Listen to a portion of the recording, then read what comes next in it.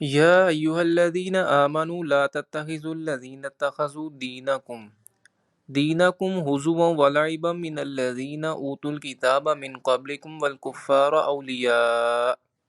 اے اہل ایمان، ان لوگوں کو اپنا دوست نہ بناؤ جنہوں نے تمہارے دین کو ہنسی مذاق اور کھیل بنا رکھا ہے، ان لوگوں میں سے جنہیں کتاب دی گئی تھی تم سے پہلے اور دوسرے کافروں میں سے بھی۔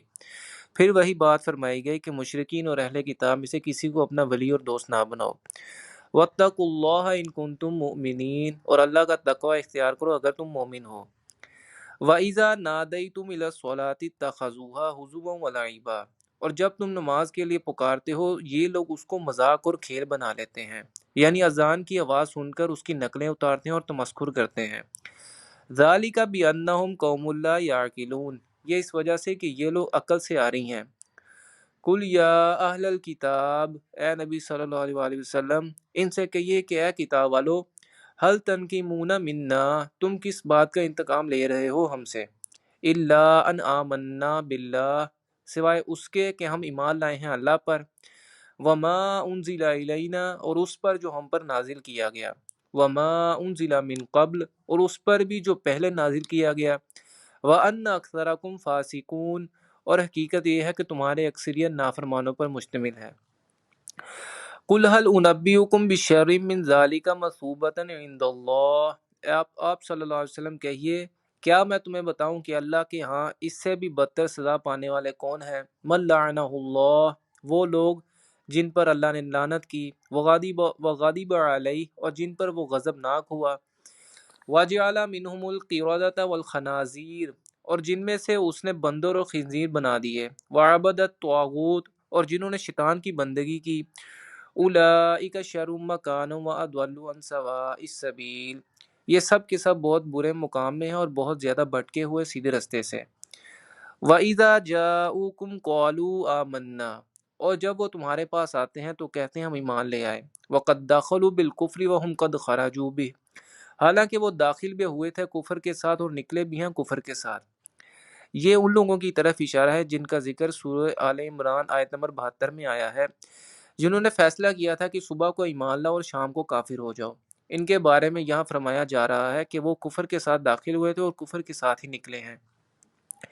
ایک لمحہ کے لیے بھی ایمان ان کے دل میں داخل نہیں ہوا، وہ شعوری طور پر فیصلہ کر چکے تھے کہ رہنا تو ہمیں اپنے دین پر ہے، لیکن اسلام کی جو ساخت بن گئی ہے اس کو نقصان پہنچانے کی خاطر ہم یہ دھوکہ اور سازش کر رہے ہیں۔ واللہ اعلم بما كانوا یکتمون، اور اللہ خوب جانتا ہے جو وہ چھپائے ہوئے تھے۔ وَتَرَى كَثِيرًا مِّنْهُمْ يُسَارِعُونَ فِي الْإِثْمِ وَالْعُدْوَانِ، اور تم دیکھو گے ان میں سے اکثر کو کہ وہ بہت باغ دور کرتے ہیں گناہ اور ظلم و زیادتی کے کاموں میں، وَأَكْلِهِمُ السُّحْتَ، اور حرام کے مال کھانے میں، لَلَبِئْسَ مَا كَانُوا يَعْمَلُونَ، بہت ہی برا عمل ہے جو وہ کر رہے ہیں۔ لولا ينهاهم الربانيون والأحبار عن قولهم الإثم وأكلهم السحت، کیوں نہیں منع کرتے انہیں ان کے درویش اور علماء فقہا گناہ کی بات کہنے سے اور حرام خوری سے۔ آج ہمارے ہاں بھی اکثر و بیشتر پیر اپنے مریدوں کو حرام خوری سے منع نہیں کرتے، انہیں اس میں سے نذرانے مل جانے چاہیے، اللہ خیر صلاح، کہاں سے کمایا کیسے کمایا اس سے ان کا کوئی لینا دینا نہیں، حالانکہ اللہ والوں کا کام تو برائی سے روکنا ہے۔ لبئس ما کانوا یصنعون، بہت برا ہے وہ کام جو وہ کر رہے ہیں۔ وقالت الیہود ید اللہ مغلولہ، اور یہود نے کہا کہ اللہ کا ہاتھ بند ہو گیا۔ ان کے اس قول کا مطلب یہ تھا کہ اللہ کی رحمت جو ہمارے لیے تھی وہ بند ہو گئی ہے، نبوت کی رحمت ہمارے لیے مختص تھی اور اب یہ دست رحمت ہماری طرف سے بند ہو گیا ہے۔ یا اس کا مفہوم یہ بھی ہو سکتا ہے، جو منافقین کہا کرتے تھے کہ اللہ ہم سے قرض حسنہ مانگتا ہے تو گویا اللہ فقیر ہو گیا، نعوذ باللہ، اور ہم اغنیا ہیں۔ جواب میں فرمایا گیا غلت ایدیہم، ان کے ہاتھ بند گئے ہیں، وَلُعِنُوا بِمَا قَالُوا، اور ان پر لعنت ہے اس کے سبب جو انہوں نے کہا، بل یداہ مبسوطتان، بلکہ اللہ کے دونوں ہاتھوں کھلے ہوئے ہیں، ينفق کیف یشاء، وہ جیسے چاہے خرچ کرتا ہے، وَلَيَزِيدَنَّ كَثِيرًا مِّنْهُمْ مَا أُنزِلَ إِلَيْكَ مِن رَّبِّكَ طُغْيَانًا وَكُفْرًا، اور یقیناً اضافہ کرے گا ان میں سے اکثر کی سرکشی اور کفر میں جو کچھ ہے نبی صلی اللہ علیہ وسلم نازل کیا گیا آپ پر آپ کے رب کی طرف سے۔ یعنی ضد میں آ کر انہوں نے حق و صداقت پر مبنی اس کلام کی مخالفت شروع کر دی ہے۔ مزید برآں اللہ تعالیٰ کی طرف سے جیسے جیسے جو احسانات بھی آپ صلی اللہ علیہ وسلم پر اور آپ صلی اللہ علیہ وسلم کے ساتھیوں پر ہو رہے ہیں، اللہ تعالیٰ مسلمانوں کو جو غنیمتیں دے رہا ہے، دین کو رفتہ رفتہ جو غلبہ حاصل ہو رہا ہے، اس کے حسد کے نتیجے میں ان کی ضد اور ہٹ درمی بڑھتی جا رہی ہے۔ صلح حدیبیہ کے بعد تو خاص طور پر عرب کے اندر بہت تیزی کے ساتھ صورتحال بدلنی شروع ہو گئی تھی۔ اس کے نتیجے میں بجائے اس کے کہ یہ لوگ سمجھ جاتے کہ واقعی یہ اللہ کی طرف سے حق ہے اور یکسو ہو کر اس کا ساتھ دیتے، ان کے اندر کی جلن اور حسد کی آگ مزید بھڑک اٹھی۔ وَأَلْقَيْنَا بَيْنَهُمُ الْعَدَاوَةَ وَالْبَغْضَاءَ إِلَى يَوْمِ الْقِيَامَةِ، اور ہم نے ان کے مابین قیامت کے لیے دشمنی اور بغض ڈال دیا ہے۔ كُلَّمَا أَوْقَدُوا نَارًا لِلْحَرْبِ أَطْفَأَهَا اللَّهُ، جب کبھی یہ آگ بھڑکاتے ہیں جنگ کے لیے، اللہ اس کو بجھا دیتا ہے۔ جنگ کی آگ بھڑکانے کے لیے یہودی اکثر سازشیں کرتے رہتے تھے، خاص طور پر غزوہ احزاب تو انہی کی سازشوں کے نتیجے میں برپا ہوا تھا۔ مدینہ کے یہودی قبائل عرب کے پاس جا جا کر ادھر ادھر وفد بھیج کر لوگوں کو جمع کرتے تھے کہ آؤ تم باہر سے حملہ کرو، ہم اندر سے تمہاری مدد کریں گے۔ ان کی انہی سازشوں کے بارے میں فرمایا جا رہا ہے کہ جب بھی وہ جنگ کی آگ بھڑکاتے ہیں اللہ تعالیٰ اسے بجھا دیتا ہے۔ وَيَسْعَوْنَ فِي الْأَرْضِ فَسَادًا، اور پھر بھی یہ زمین میں فساد مچانے کے لیے باغ دوڑ کرتے رہتے ہیں۔ وَاللَّهُ لَا يُحِبُّ الْمُفْسِدِينَ، اور اللہ ایسے مفسدوں کو پسند نہیں کرتا۔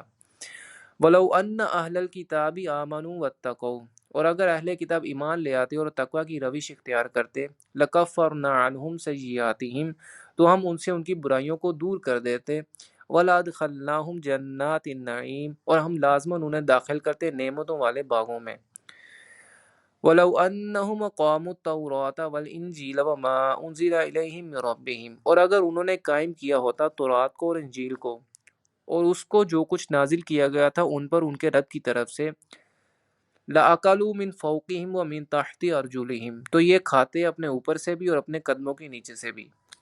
یعنی ہم نے انہیں تورات اس لیے دی تھی کہ اس کے احکامات کو نافذ کیا جائے۔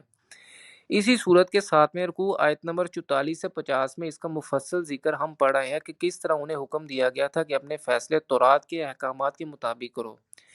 اس سے اگلا مرحلہ اس پورے نظام کے نفاذ کا تھا جو تورات نے دیا تھا۔ اس کے بارے میں فرمایا جا رہا ہے کہ اگر انہوں نے اللہ کا وہ نظام قائم کیا ہوتا تو ان کے اوپر سے بھی ان کے رب کی طرف سے نعمتوں کی بارش ہوتی اور ان کے قدموں کے نیچے سے بھی اللہ تعالیٰ کی نعمتوں کے دارے پھوٹتے۔ اسی طرح ہم پر بھی فرض ہے کہ ہم بھی قرآن کے نظام کو قائم کریں۔